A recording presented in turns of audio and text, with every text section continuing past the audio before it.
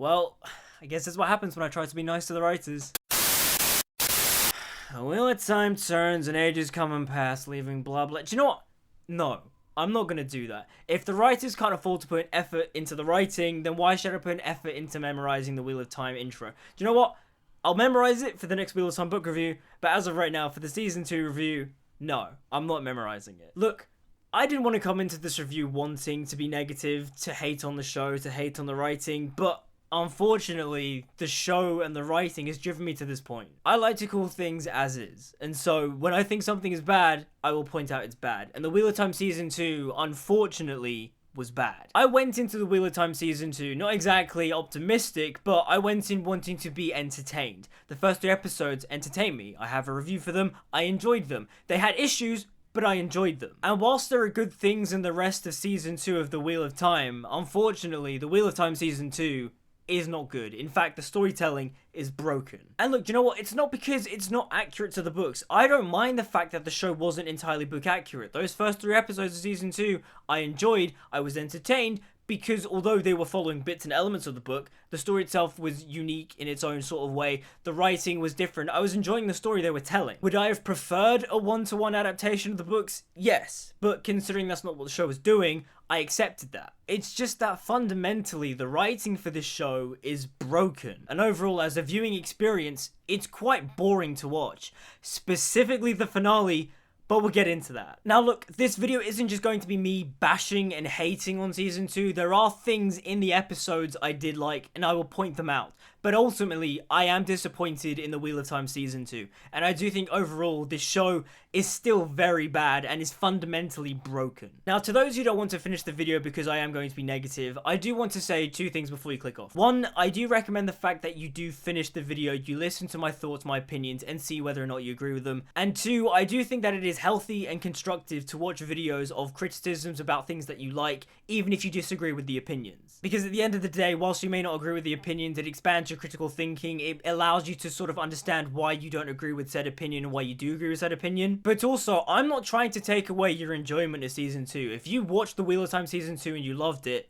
more power to you. I wish I could be you, but unfortunately, I'm not. Also, if you're tired of hearing me moan and complain about the Wheel of Time, feel free to browse my original content as well. I just recently released an audio drama for a short story I wrote called A Question of Honor. Having discovered that his wife Rosalind has eloped with the blacksmith Marquet, the noble musketeer Alexandra puts his honor into question, all in the name of love. Put a lot of time and effort into it, and I'd really appreciate if you gave it a listen. Right, now that we've gotten that out of the way we are going to structure this video is pretty much the same as my last Wheel of Time Season 2 review, which is going to be episode by episode. I've made notes, I'm going to talk about my notes, and then yeah, at the end we'll do a little bit of a wrap up, and yeah, that will be the end of this Season 2 review. So without further ado, and unfortunately, let's get into this. Episode 4 of the Wheel of Time Season 2, as a whole, was just really boring. Only 2 or 3 major things of consequence happens in the episode. Other than that, it's just filler. Ultimately, what happens in the episode is that they reveal that Selena's Lanfear, Liandrin is Black Aja and betrays Egwene, Elaine, and Nynaeve to the Seanchan, and that Min is being forced by Ishamael to take Mat to Cairhien so that Mat can kill Rand for Ishamael, even though Ishamael doesn't want Rand to die. Or he does want Rand to die, but he doesn't want to do it directly. It's so confusing. These characters are just walking contradictions, I swear. Lan's arc in this episode is really just boring, and I did not care for it at all. He's just meditating and chilling with the Waters and Alana, and for the most part, the whole thing just gave me a massive vibe of Lan as a divorced dad. He keeps going on about how Moraine is going to take him back and that the bond is going to be restored, and so it just gave me massive divorced dad vibes, and it's just, what are we doing? This isn't Lan. This is nothing like the character from the book. And even if it wasn't to do with anything with the character from the book, it's boring to watch. Again, it doesn't have to be a one-to-one adaptation, but at least stay true to the core and essence of the character. Honestly, Lan's whole subplot in Season 2 is so boring and so stupid, and I'll talk about it more in Episode 7 and Episode 8, but just, why are we wasting time with Lan ultimately doing nothing? Nynaeve in Episode 4 pretty much just spends her entire time being sad because of her trial through the Archers, which is understandable, I guess, but ultimately my biggest problem with Nynaeve's subplot in the episode is Liandrin's betrayal of Nynaeve to the Seanchan, because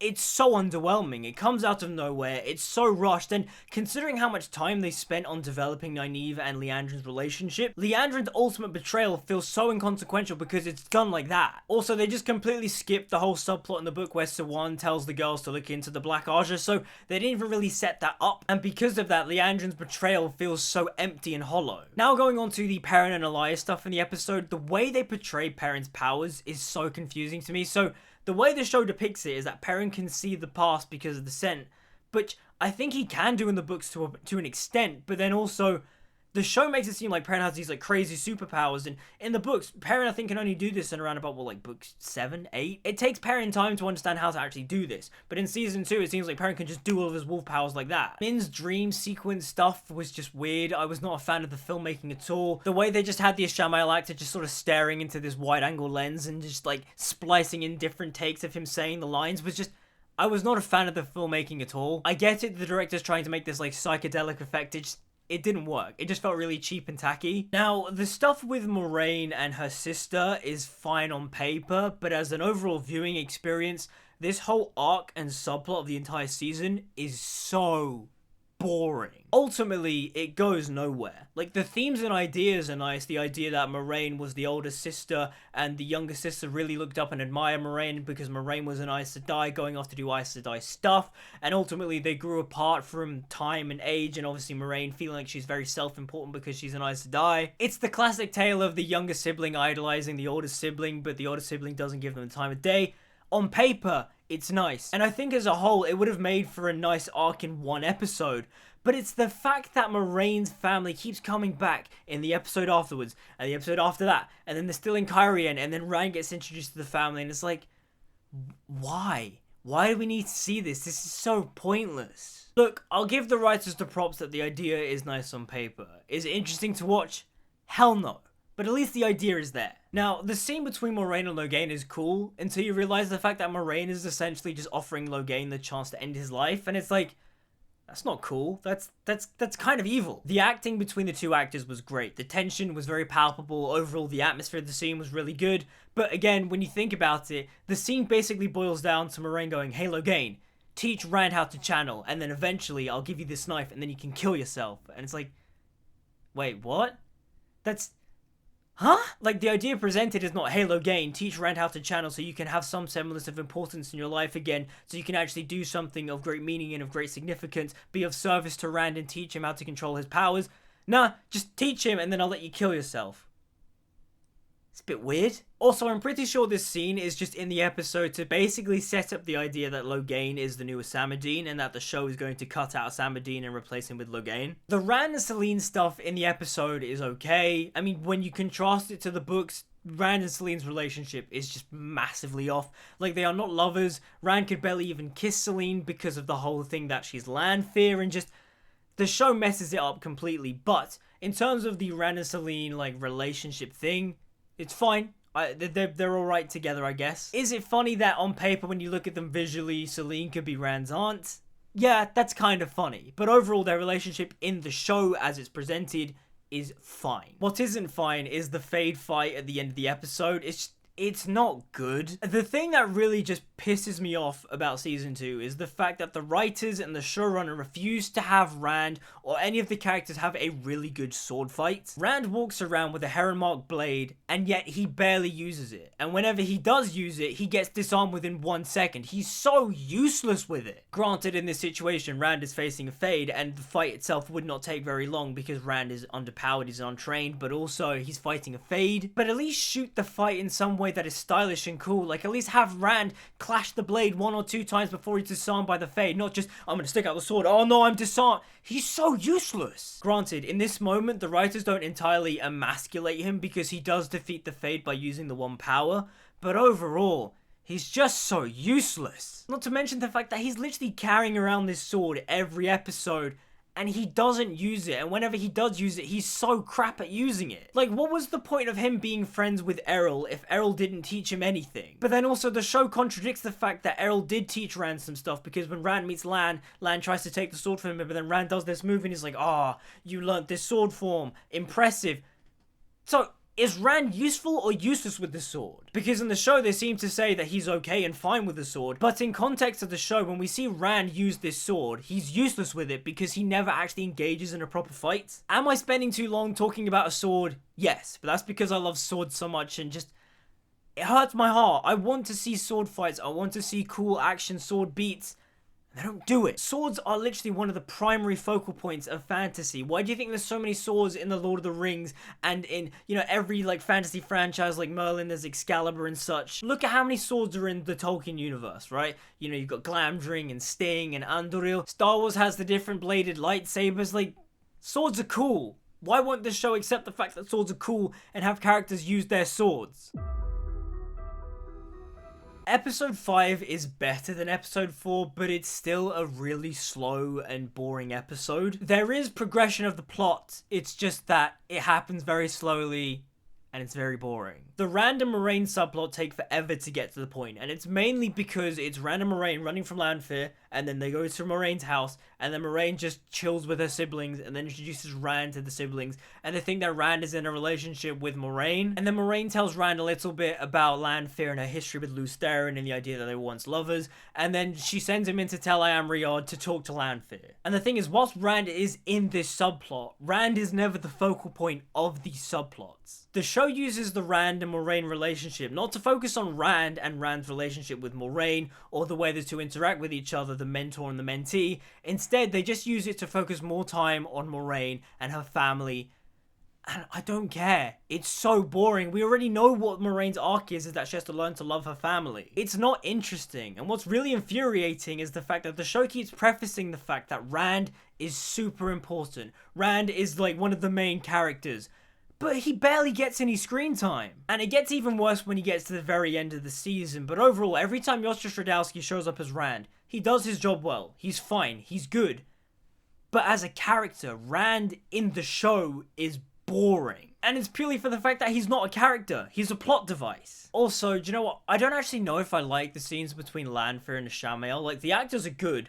But in terms of the story and the characterization of the characters, I know that Lanfear is evil, I know that Ishamael is evil, I know that they both want to get Rand in some way, shape or form, but it's also the writers try to like humanize them or make them feel misunderstood and go, no, they're actually good people or whatever, but I don't understand the context of these characters in the show. I do find that a lot of the scenes between the Forsaken could easily be cut because we don't need to see their plans forming and their machinations, but also you cut these scenes and you spend more time with Rand because, I don't know, you know, purely for the fact that Rand is the main character of the book series. A subplot I also did find a bit weird was Veren's subplot. Just out of the blue, we focused on Veren and the Brown Archer. You know, Katie Leong shows up, Cho Chang is all just like, hello Veren, what are you doing back at the tower? Oh, give me a hug. 2 pumpkin pasties, please. And ultimately, the subplot boils down to, oh, where's Egwene, Elaine, and Nynaeve? They're not in the tower. They didn't show up for their classes. And it's like, yeah, we know. We saw why they aren't here. They've literally been kidnapped by the Seanchan. Like, why do we have to see Veren discover this? It's just... why? A lot of the runtime of Season 2 is also spent trying to humanize Liandrin, and honestly, I have no idea why, especially when you get to the finale where Liandrin just isn't in it at all. So, the writers spend the whole season trying to humanize a character that doesn't get any payoff at the end of the season. So, ultimately, this is all just a massive waste of time. I remember watching Liandrin's subplot and seeing them humanize her, and I went, okay, they're either going to redeem her in some way, shape, or form, and she's going to get punished, or she's going to meet the same end as her book character, but we as the audience will feel sad about it because we've known this character for a bit longer. Or I thought she was going to do a big epic sacrifice and save Nynaeve in some way, shape, or form, but nah. She just isn't in the finale at all. Episode 5 also properly introduces the Seanchan. We see Egwene get collared. And I won't lie, I'm not sure entirely how I feel about the show's interpretation of the Seanchan, just because they speak in weird patterns and I don't know if I like it or not. Because on the one hand, it is kind of quirky, it is kind of unique, and I do admire it for that. But on the other hand, it is just like really weird and alien. They all talk like this. Oh, hi, mighty Surath. The Seanchan are here to save you all, to cleanse you all. I don't know if I like it or not. What I will say is that Perrin's subplot in the episode is decent. I do think the argument between Perrin and Elias was a bit out of the blue though, when he's just like, no, you don't ever assume to know about my pact. And it's like, alright, Perrin, calm down. I will say, I did like the introduction to Avienda. I liked how they altered the subplot in book 3 where Perrin frees an Aiel from the cage, and in the show, they make that Aiel Avienda. I think that's a nice change, it's a good way to introduce the character, to make her fit organically into the story. The action scene was okay. Granted, there were a bit too many cuts and close-ups, but for the most part, it was an okay action scene. I've seen worse. At the very least, I could make out what was going on. They also introduced Perrin to Dame Bornhold, which is cool. I like the setup for the Shadow Rising stuff. Also, did they upgrade the White Cloak armor? Because I noticed that the pauldrons are a bit different, and yeah, it still looks kind of cheap, but it's better than the season 1, I'll give it that. I will say though, I did find the scene between Perrin and Avienda where they're sitting by the lake to be a bit clunky, because a lot of it was just going, here are the ideas of the Aiel, and we're just going to have Avienda just say these things out loud, where Perrin will be like, what is Toh? And then Avienda would be like, oh, here's the Karakan and what the Karakan's all about. What I will say is that I'm glad they didn't combine Fail and Avienda together. I mean, in the sense of that, like, Avienda fulfills the role Fail has with Perrin in the sense of she helps him go to, in the book, it's Tyr, but in the show, they go to Farmer because they're doing more Great Hunt stuff than Dragon Reborn stuff. But ultimately, I am glad they just didn't turn Fail into Avienda and Perrin's love interest as Avienda. Though what I will say, the thing that did confuse me the most was the fact that Avienda said she wants to find the Karakan, but then she's also going to farm with Perrin. But why? How is Avienda going to help her find the Karakan? I also do think a silly thing with episode 5 is the fact that Matt just isn't in the episode. Considering the fact that you have a new actor in Donal Flynn portraying Matt, you'd want to expose the audience as much as you can to Donal Flynn, because I mean, he also is one of the best parts of the entire season. He is, like, so good as Matt. And honestly, I do just find it funny and kind of silly just how little screen time he does get, considering he is, like, one of the best parts of the entire season. And I just hate when characters just disappear from episodes just because. Oh, we don't have a subplot for them to tell. I don't like when that happens. Now, by the end of episode 5, I couldn't help but feel a little bit jaded, purely for the fact that there were 3 episodes left, and I just didn't know how they were going to wrap up the entire storyline for this season as a whole, and it was just, there were 3 episodes left, and all the subplots were progressing very slowly, except for when they did book things. When they did book things, all of a sudden they just rushed through them just so they could get to the end. It was just a very confusing experience. Like, 70% of the episodes was just boring, drawn-out filler, and then 30% of the episodes was just really rushed, quick-paced book references or things that happened in the book but were just done very quickly and very sloppily, and it's just, it was such a weird experience watching these episodes. Like, how am I supposed to be engaged in the show's story if the storytelling is either very drawn-out and boring or very quick-paced and rushed? Okay, so episode 6 of The Wheel of Time Season 2 is probably the best episode of the entire show. The Egwene storyline, which centers around this episode, is done really well. They take a small section of the book where Egwene becomes a Damani and she's tortured by the Shan-Chen, and they drag it out for an entire episode, and they make it really character-driven, and you really just feel Egwene's torture and pain, and it's so good. Madeline Madden's performance was great. The moment at the end of the episode where Egwene finally breaks and she lets out just this blood-curdling scream of pain, chills. It was really, really good. So Rand learning that Egwene is in trouble through Landfish showing him in the dream world, and then Rand going to confront Logain, was cool. Though the whole scene between Rand and Logain just feels way too short. He walks in, he's like, teach me how to channel. Logain's just like, ah, fine. Channel, and then Rand starts channeling. He's like, no, you're doing it too much, boy, stop, and then Rand just stops, and you can just, like, channel, and it's like, what? Do you know what? Almost all of Rand's scenes feel too short. Like, let me get invested in this character, since, you know, he is the main character of the book series, and he's so important. Let me know about him more. Let me learn about him more. Let Josta Stradowski actually perform, because Josta Stradowski is great casting for Rand. I want to see more of him. I like him in the role, and I really like when the show sets up the overall theme of Rand and the idea that he is scared of becoming the dragon because he doesn't want all of his friends and family to die. He doesn't want to go mad and kill them all. Show that to me. Let me feel Rand's paranoia. Let me in his head more. The show just doesn't do that. When the show gives Rand scenes and Josta Stradowski actually time to perform, he is really good. I really like the scene between him and Matt. When they reunite, it's bloody lovely. It's so sweet and tender and wholesome. It feels like 2 old friends and 2 brotherly figures uniting again. Josta is just great as Rand, and Donal Flynn once again proves why he's just such excellent casting for Matt. When he's playing the dice game and then he sees Rand walk past, and then Rand's just like, wait, Matt? And then Matt notices him and then they hug and he's like, Rand, what the hell are you doing? Your hair looks shit. It's so good. Though I won't lie, there was a moment and a line from Matt that just broke my brain when he was just like, how's Perrin? How's Egwene? And I was like, What do you mean, how's Egwene? You saw Egwene in the White Tower. Why did you think Rand was with Egwene in the White Tower? Matt doesn't know that Rand went off by himself. I understand that. But then also, why does Matt assume that Rand is allowed in the White Tower? Matt doesn't know Rand is the Dragon Reborn and that the Aes Sedai might want to keep him prisoner or something. What? That line just confused the hell out of me. Also, the scene where Matt finds out that Min was going to betray him and that Min had the vision of Matt killing Rand was a really good scene. I like Donald Flynn's performance in that scene as well when he's just like, I thought you were my friend, Min, and you betrayed me. It was very subtle, it was very nice. Donald Flynn, again, is just excellent casting as one of the season's highlights. But the thing that just confused me is the moment that happens afterwards where Rand is waiting for Matt so they can go to farm together, and then Matt just doesn't unite with Rand. Now, I understand that Matt thinks that if he goes with Rand, he will kill him. But if we're just talking about the character of Matt Cawthon, whether it be the character in the show or the character from the book, Matt normally likes to cheat fate. He likes to tempt fate. And so in many ways, what would have felt more organic for the character would be for Matt to go with Rand and go, to hell with fate, to hell with Min's prophecies, to hell with Min's visions.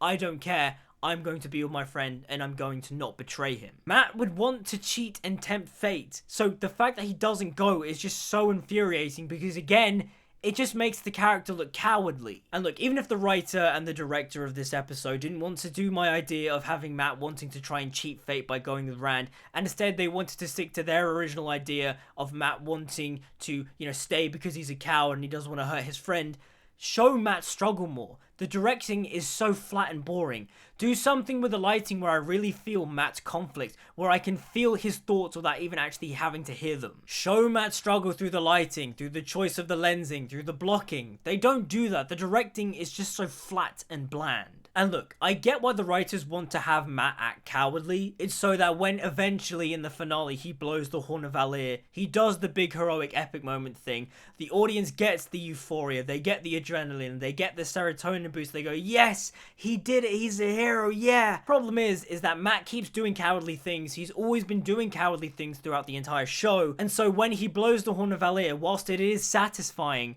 it's also just like, he's been cowardly too many times. And then yeah, the episode wraps up, Lan takes Rand to the Amelin seat and such. Sawan finally shows up, finally. I don't know why Sawan was only in one episode of the entire season, it was baffling to me. And yay, they're setting up the scene between Rand and Sawan in The Great Hunt. It's gonna be great.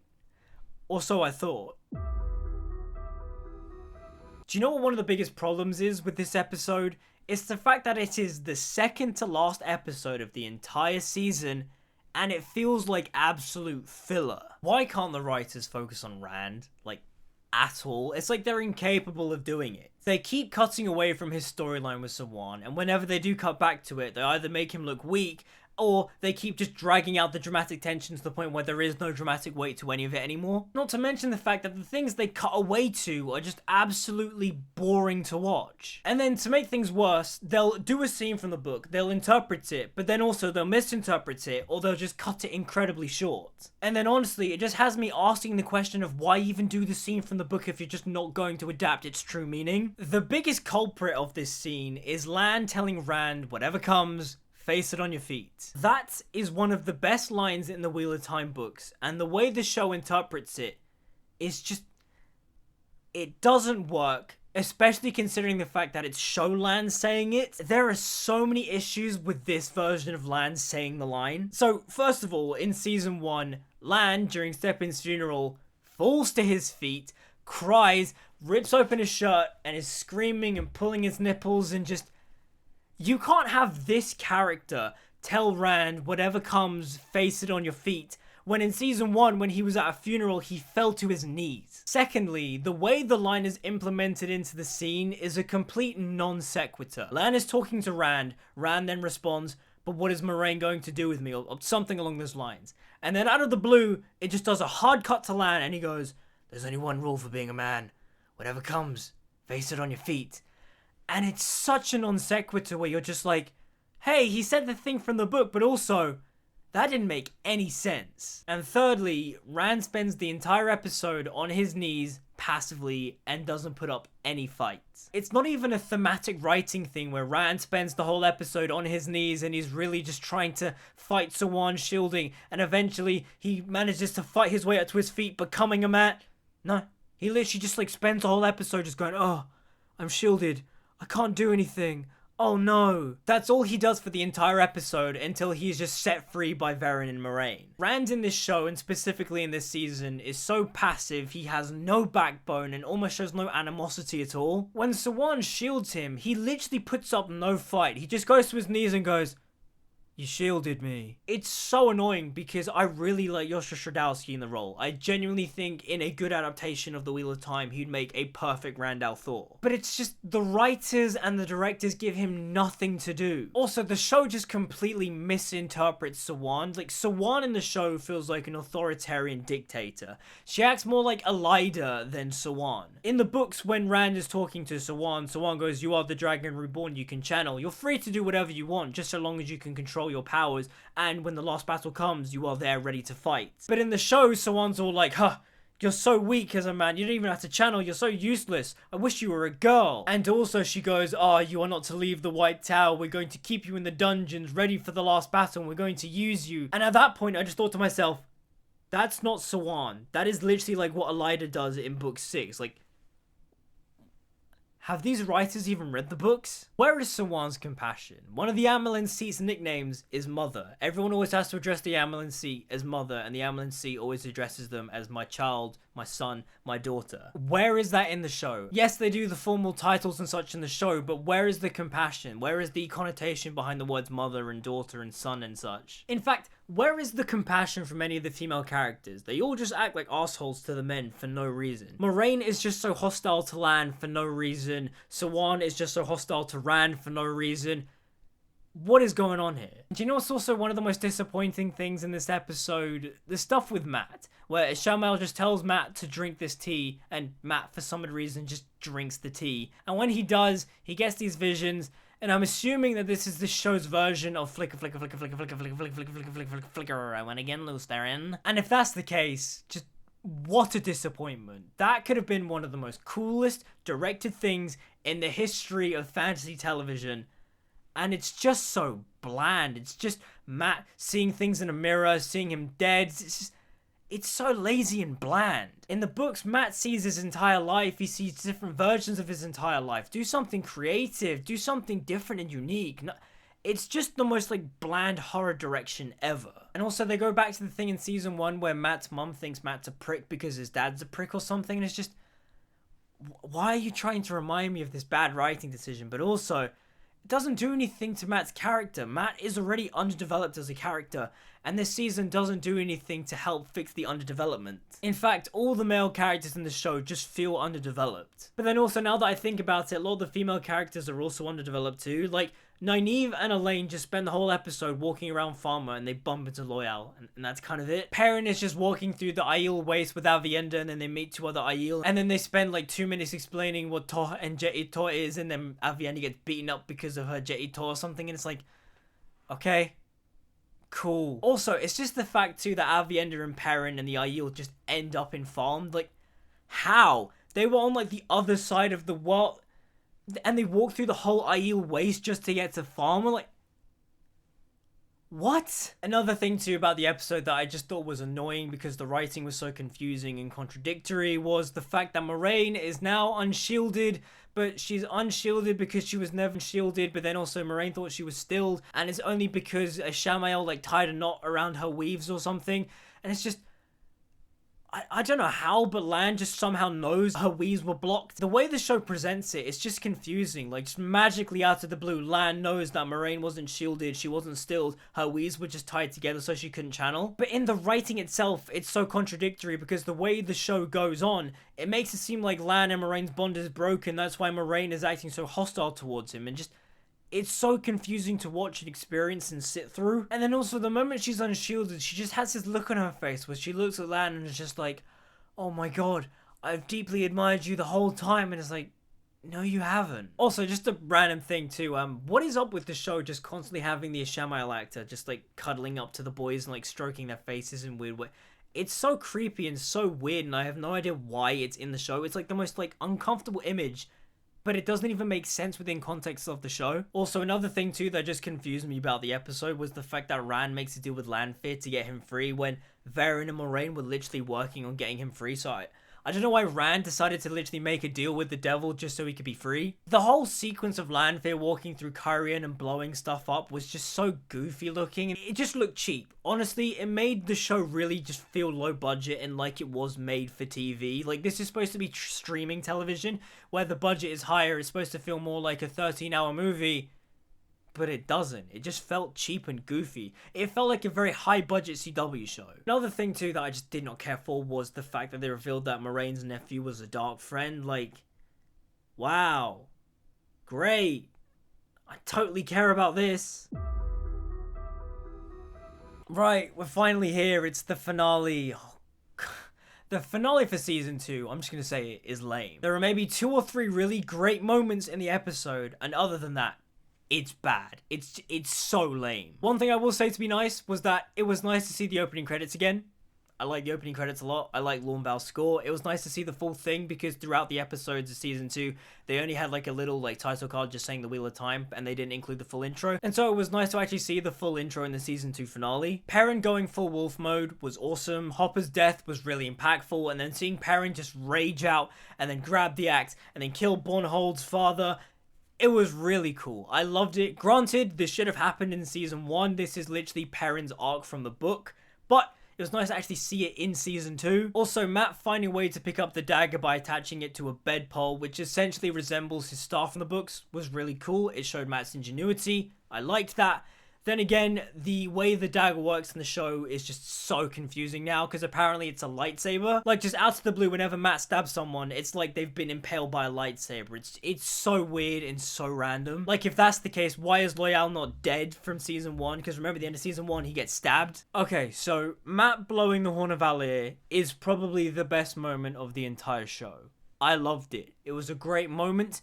It was epic. I actually got chills during that scene. I loved it. The part where Donald Flynn's Matt, turns around, sees the Heroes of the Horn, and then starts screaming in the old tongue. I got chills. The armies clashed. It was cool.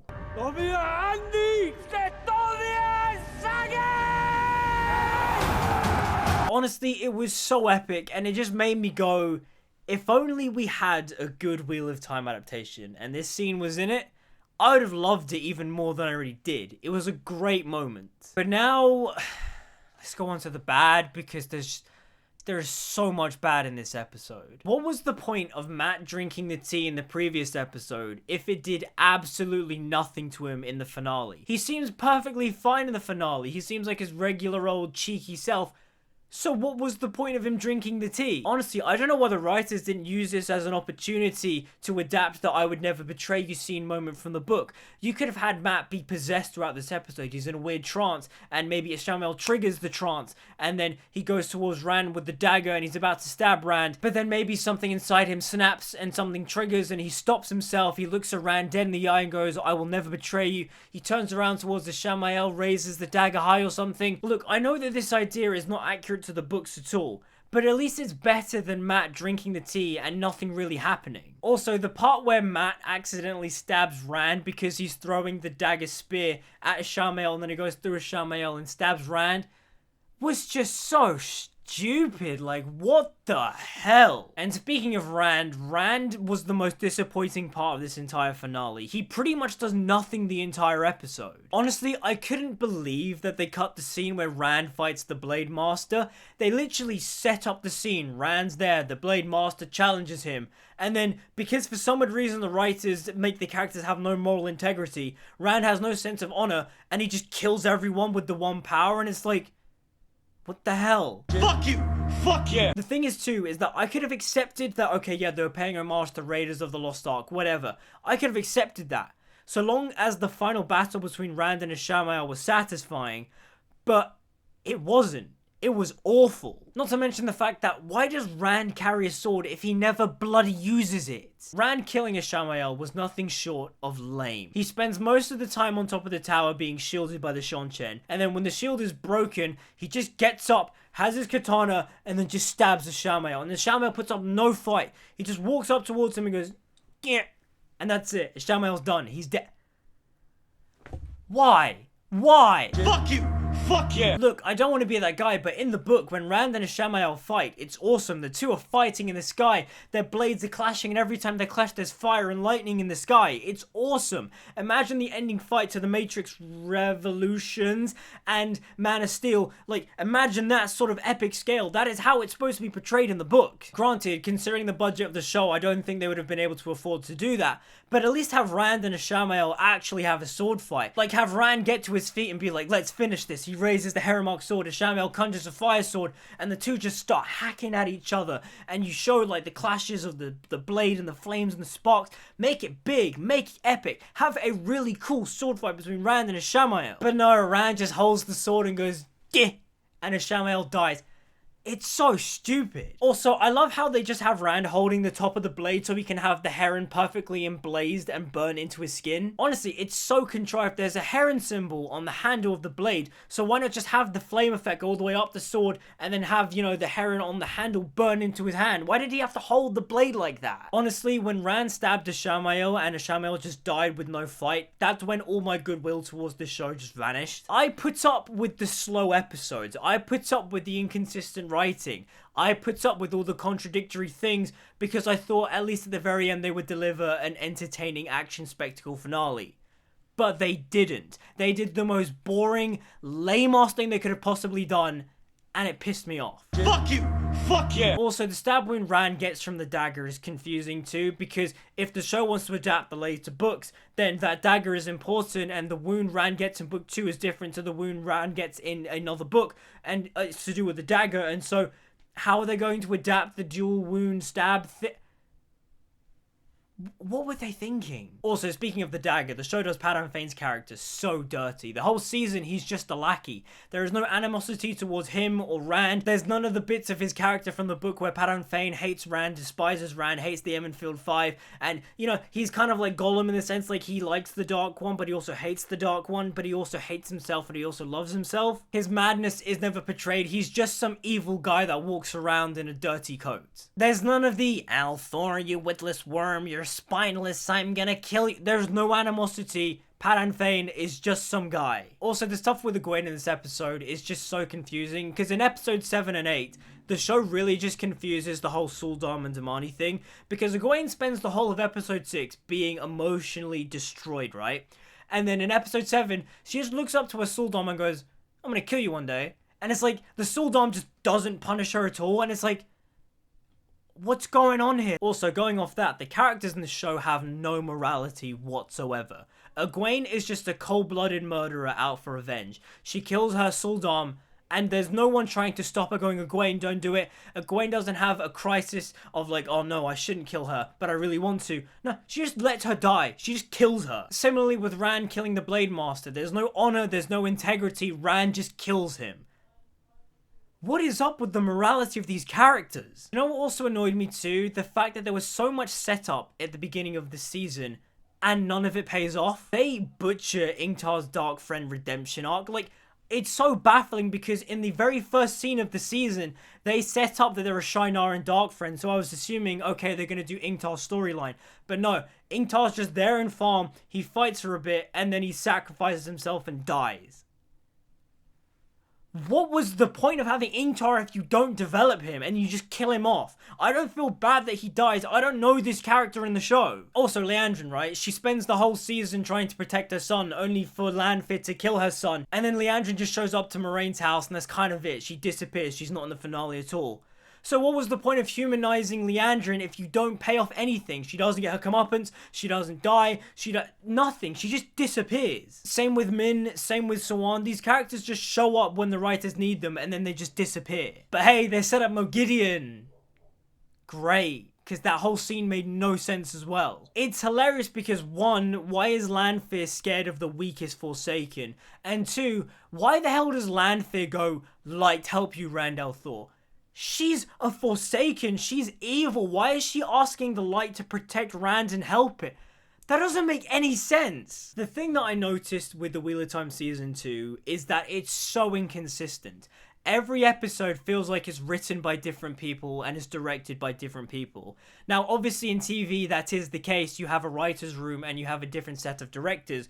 But when you look at shows like Game of Thrones or House of the Dragon or like any TV show ever, you can tell that although the writers are different, overall there is a cohesiveness towards the storytelling. While some episodes may feel like they are better written and some episodes may feel like they are better directed, overall most TV shows feel cohesive. They all feel like one piece. That is the aim of a director and writer combo in a TV show. But with the Wheel of Time show, it feels like it is written by different people and is directed by different people, and they don't talk at all. There is no cohesion to the season. Things just happen because the writers need them to happen. Regardless of the fact if it contradicts something that happens in a previous episode, or we're given one bit of information in one episode and it's contradicted in a later episode. And at this point, I'm just going to go into my general thoughts of season 2 and why overall it just doesn't work. As a show, it's fundamentally broken. Rand al'Thor, who is the main character of the book series and is regarded as an important character in the show, is not a character. He's a plot device. He has the illusion of a story arc of the season. At the beginning, he wants to hide the fact that he is the Dragon Reborn. He's trying to hide his identity and hide from the people he loves. And then you get to the end of the season, Rand stands on top of the tower with his friends and he proclaims to the world that he is the Dragon Reborn. Yeah, he has an arc. But overall, as a character, Rand is not a character. Rand in the show has no agency. For the most part, he's just dragged around from place to place by either Moiraine or Lanthir. And when you get to that ending scene where he is proclaiming to be the Dragon Reborn, he doesn't say anything. He doesn't even conjure the dragon. That's all Moiraine. There is no atmosphere to the sequence. You don't feel the euphoria or the terror of the Dragon Reborn returning. Rand just stands there, and that's it. Even the crowd's reactions, they're just like, oh wow, it's the dragon, oh wow. But there's no excitement or terror or euphoria from them. You could have easily adapted the al'Thor, the dragon, al'Thor chant from the book, but they didn't. You know, have Rand stand on the edge of the tower looking down at the people and be like, my name is Rand al'Thor of the Two Rivers, and I am the Dragon Reborn. And then you have everyone going, al'Thor, the dragon, al'Thor. It would really solidify Rand's character arc, really accentuate the fact that he is really embracing his role as the dragon. He is actively proclaiming to be the dragon. He is no longer running away from his destiny, running away from his family and friends. He is with them, they are standing with him, and he's standing with them as the Dragon Reborn. I am Paul Muad'Dib Atreides,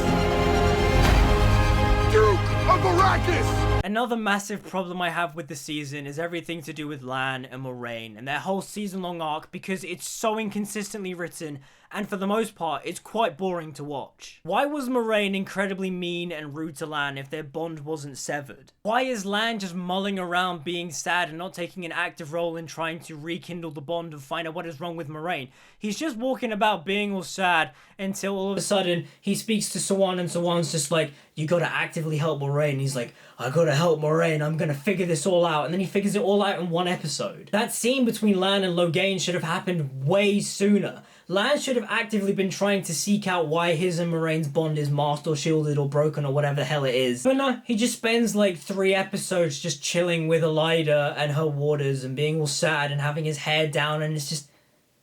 Why don't the male characters in the show have any agency? And let's not forget to mention just how boring the scenes between Moraine's sister and Barthanes were. It was so dull and boring to watch, and ultimately, it doesn't lead anywhere. Forgetting the books, what does this do to Moraine's character? Moiraine doesn't change because of Barthanes and her sister. She just ends up being a stuck-up bitch, and then she gets, like, slightly humbled in the sense of, like, they're just like, stop being such a bitch, and she's like, okay. But at the end, Moiraine, the character, feels the same. Also, let's just not forget the fact that the magic system in this show is broken. How could the writers not properly convey the fact that Moiraine was not stilled, in fact she was shielded, and her weaves were tied so she couldn't channel? Every time that subject matter was brought up, it was contradicted. Not to mention the fact that they still refuse to address the fact that there are 2 sides to the one power, the Saidar and the Saidin. I mean, there are so many opportunities where Rand's like, teach me how to channel, they go, we can't. But they don't provide an explanation. How hard is it to say, we can't teach you how to channel, Rand, because you're a man? Only men can teach men to channel, and only women can teach women to channel. They never explain it. How hard is it to say that one simple sentence? Look, before we wrap things up, I do just want to say there are things in this season I do like. I like the cast are all good. The highlight for me was easily Donald Flynn as Matt Cawthon. He was spot on, he was perfect.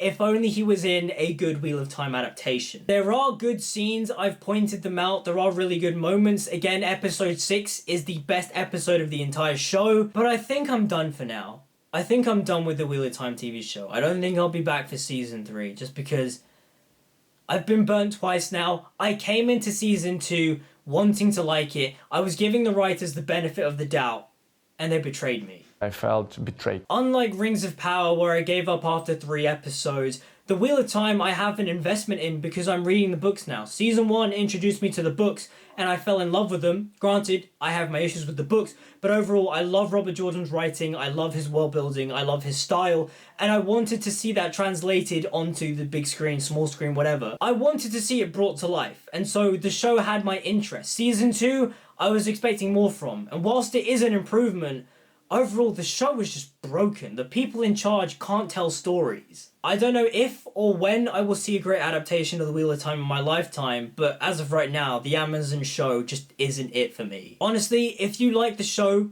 more power to you. I don't see how you can, but if you enjoy it, that's great. I have seen people online proclaiming it to be one of the best fantasy shows ever made. In fact, it might be on the same level as Game of Thrones, and I don't see it at all. What a heavy load Einstein must have had. Fucking morons everywhere. I think the show just, it looks cheap, it looks ugly, the way everything is presented, the directing is not great, it feels very amateurish and just, it's not for me. And I say that with regret because, again, I really like the cast. If you gave Yosha Stradowski things to do, he would be an excellent Randall Thor. If they didn't write Moraine to be so unlikable, Rosamund Pike would be a great Moraine. If they didn't mess up Perrin in season 1, Marcus Rutherford would have been a solid Perrin. Donald Flynn is fantastic as Matt, and if only he was Matt from the beginning, and if only they didn't characterize Matt to be such a prick. There are genuinely moments of brilliance where Donald Flynn will improvise something, and it's so good. The part where he's knocking on the door, talking to Min, and he's like, Min, Min, come on Min, open the door. Phenomenal stuff. That's how you know the man has read the books and understands the character. And speaking of reading the books, I feel so bad for Yosha Stradowski. He's gone on the record saying that he's read all of the books to get into Rand's mindset, into Rand's character, to understand Rand, and he's very protective of the character. And just to have the writers not give him anything to do, just, it sucks. It genuinely does. But hey, at least he's getting paid for it. I guess that's the plus side. But yeah, I think I'm done. I don't ever want to see it again! Ever! The Wheel of Time Season 2 is broken. It's not good. It's better than Season 1, but Season 1 is like barely a show. Season 2 is also barely a show, but it's also much better than Season 1, but that's also not saying much. But those are just my thoughts on the Wheel of Time Season 2. What did you guys think? Let me know in the comments down below. Did you like it? Did you hate it? Did you think it was better than Season 1? Did you think that Season 1 was better? I don't even think that's a possibility, but okay. Let me know what you guys think in the comments down below. Like, subscribe, follow on social media, all the good stuff. Until we meet again, I'll see you guys next time.